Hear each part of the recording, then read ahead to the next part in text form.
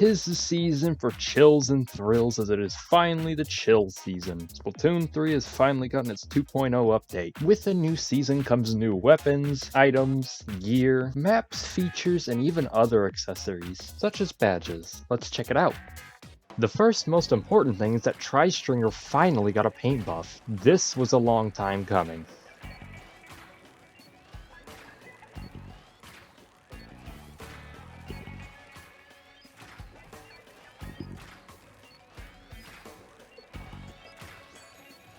This thing couldn't paint well at all, and it was one of the most requested things from the community.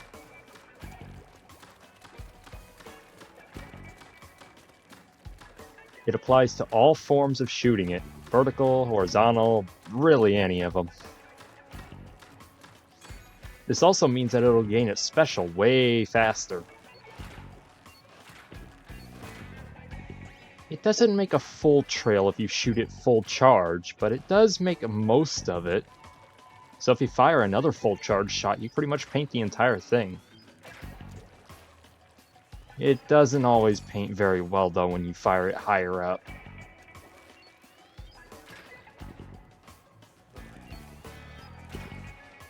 Splatana Wiper also got a paint buff, and oh my god, is it good. You could pretty much paint a splat zone perfectly with this.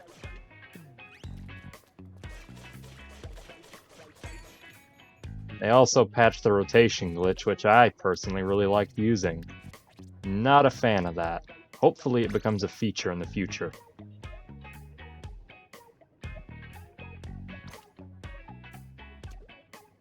Every single Zipcaster weapon got a buff. The duration for using Zipcaster is increased because the ink tank now takes less ink per shot, which means weapons like the Luna can fire 5 or more shots now.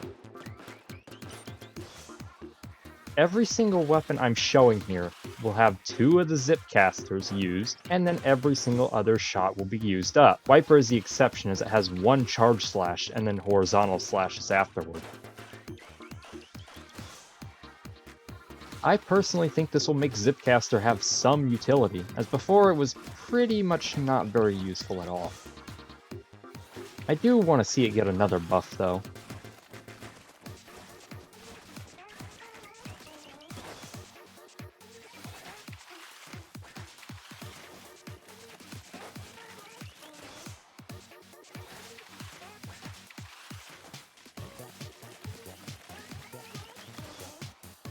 Reef Slider got a damage buff, which does 220 damage now. This was done in order to improve damage against Big Bubbler. Inkfect also got the same thing for the same reason.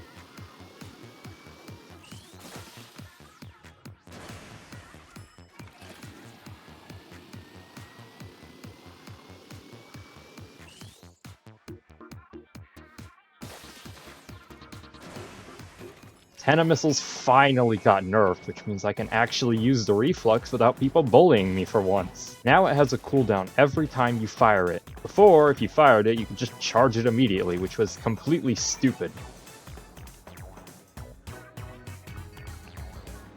But now, it has a cooldown depending how long you used it for. If you kept using it for about 10 seconds, then you can start charging it immediately afterward. Otherwise, you're not charging anything. I think this incentivizes actually trying to hit all 4 targets rather than just popping in on one.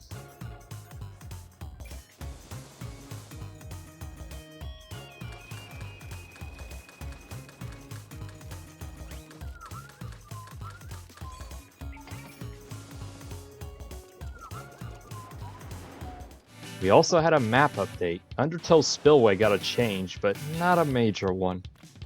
The only change to it was adding a ramp. They also apparently cut down a little bit of the sides. It's not a major change, but at least it's something, I guess. Undertow has never been one of my favorite maps. It's always been way too closed in, so it's nice to finally see that they're updating it for once. Even if it's not one of the biggest changes, and it only applies to Turf 4.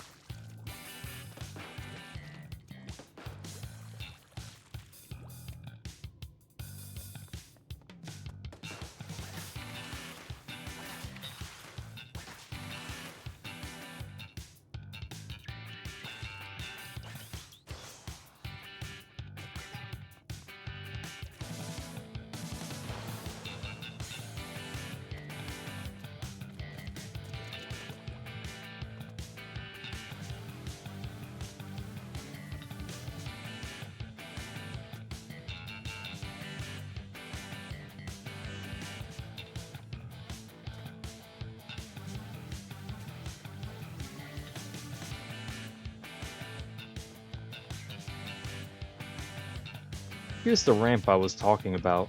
It basically means that you can just go spawn camp now, I guess. I'm not sure why they added this, or removed the grates on the right. It's kind of a weird change in my opinion.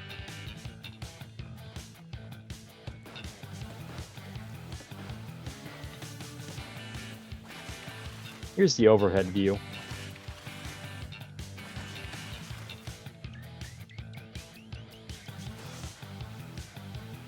We also got photo mode in Recon, which is a big change, at least for me. This means you can capture stuff like thumbnails, photos, general pictures, or even just shenanigans that you want to pull off way easier. Maybe you just want to take a selfie, maybe you just want to take a photo of a random corner of a map, or maybe you want to take a photo of the fact that the Luna glows whenever you shoot it. Whatever the case, you can do that now.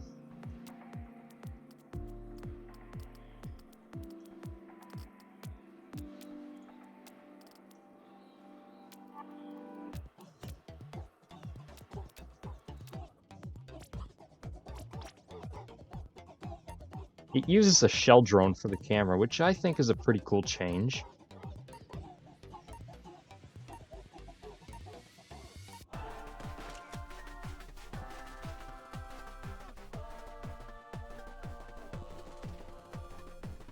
You can also use Amiibo if you're doing it in single player. Using an Amiibo will unlock poses for you to use. I'm hoping that they add these for free in an update in the future, since I think it's kinda stupid that it's locked behind Amiibo.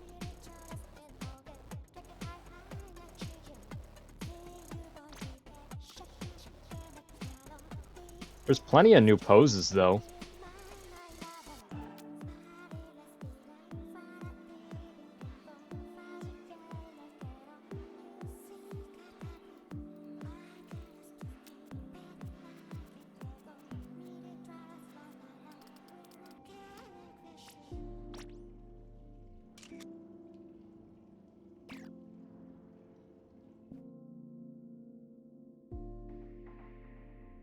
You can even use it in multiplayer. Thanks to Spuddy and Miri 2.0 for helping me out with this. Every other player can see the shell drone whenever you take the photo.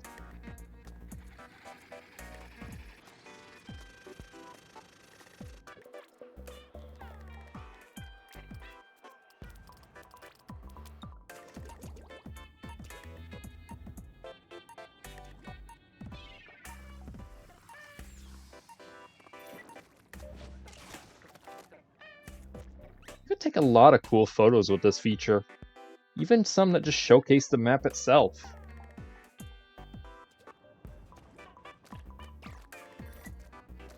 Again, huge thanks to Spuddy and Miri 2.0. Private battles now let you use an alias. You can cancel this out, change it, do whatever you really want with it, honestly. This is primarily for team names for competitive and such.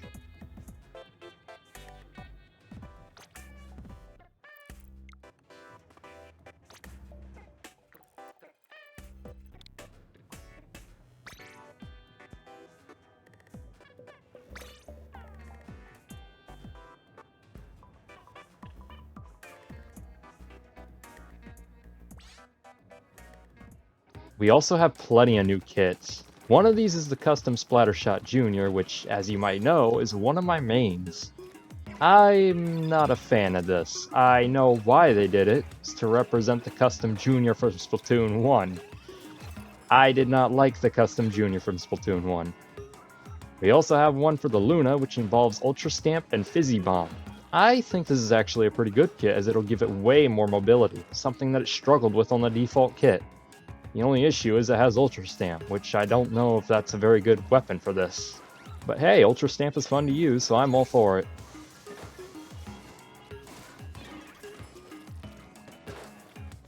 We also have another for the Mini Splatling, which involves primarily a Splatoon 1 kit of all things. Instead of Disruptor and Bubbler, we have Toxic Mist and Big Bubbler. It reminds me a lot of that old kit. Not sure how useful it is, though.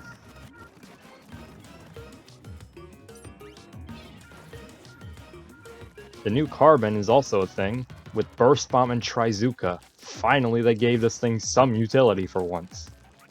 You ever notice how this thing has always been carried by Burst Bomb? I think they just put Burst Bomb on every single Carbon at this point.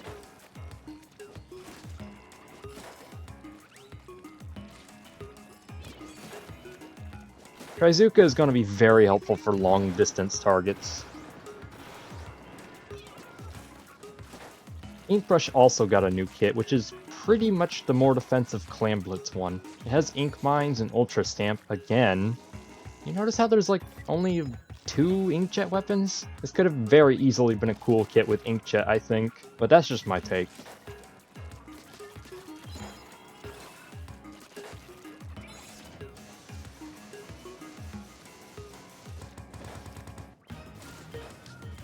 Aerospray also got a kit, and I am not looking forward to this. This is just... What is this, Nintendo? You just want us to spam Booyah Bomb? Did you learn nothing from the bronze kit from 2? What is this? What is this? Look how fast it charges. This is stupid. People are gonna run special charge up just to spam Booyah Bomb. It's basically the sub-weapon. Splattershot Pro also got a new kit, which involves Suction Bomb and a very expensive Booyah Bomb. I don't think anyone will ever run this, to be honest. Not until it gets a buff. This is not a very good weapon to begin with, and adding Suction Bomb and Booyah Bomb, it's trying to be its Kenza kit, but it's failing. Dapples is interesting as it uses the same kit as the Tetras, which, if you don't know, the Tetras use it way better. This is probably just going to be a niche weapon for anyone that actually likes Dapples. I'm indifferent.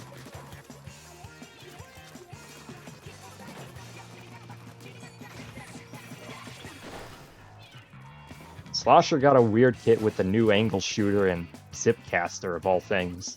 I think they want you to hop over people and slosh down on them, but that's not my thing. I can hardly aim the thing. An Angle Shooter is not a very good combo tool for it, I'm gonna be honest.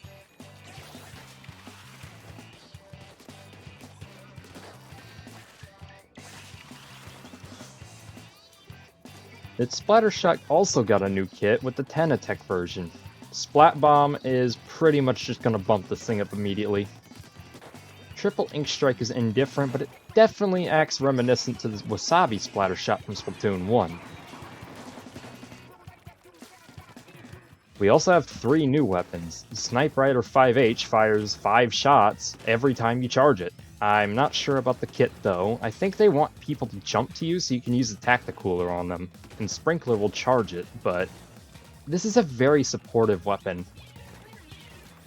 I don't play Charger, so I don't know how viable this is.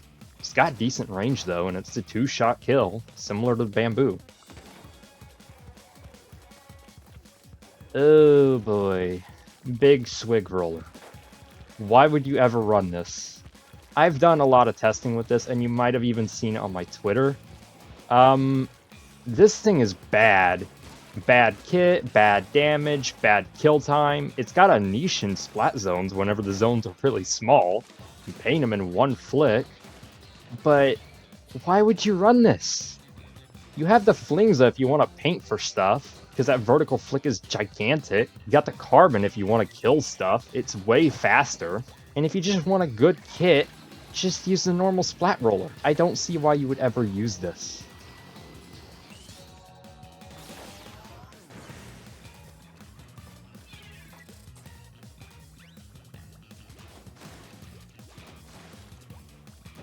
Yeah, it's got some combo if they run into your wall, but why would you ever want to run into someone with a roller? You only do that if you miss a flick. The new Splattershot Nova is basically just Nintendo saying, hey, we hear ya, Ninja Squid is an issue. Have a long-range arrow spray that just locates stuff. This is literally their solution to it. It will never increase its RNG accuracy or anything like that. It will just stay consistent. And by consistent, I mean not very good. It's a 5-shot kill, so again, long-range arrow spray. Have fun with that, I guess. We got 2 new maps. Brinewater Springs is the first one. It's a completely new map, not returning from any prior game, and it has a lot of accessibility. It opens up a lot of different paths, like chargers and such. I'm not sure if this is going to be one of my favorite maps. It's kind of weird on ranked modes, especially tower control, but I think it's a pretty decent stage overall. Certainly better than mincemeat, that's for sure.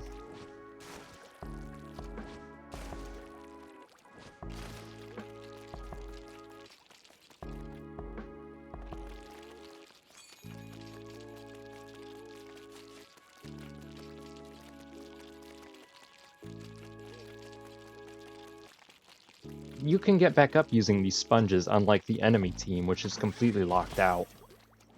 You can even climb all the way back up if you just ink this little wall right here.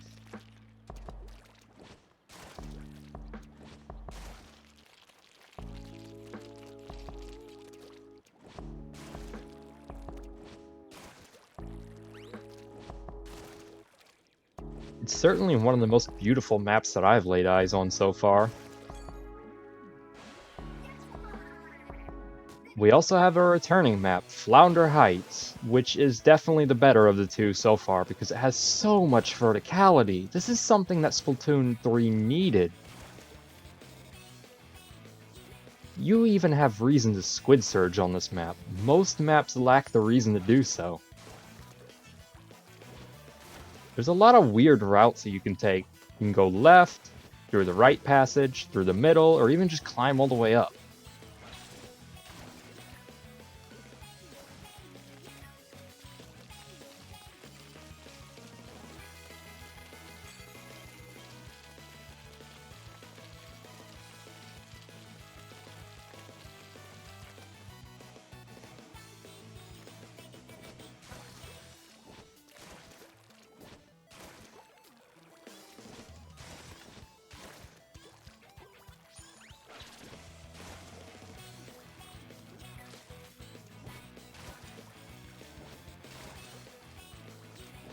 I'm not sure why there's little water ponds on the side, though.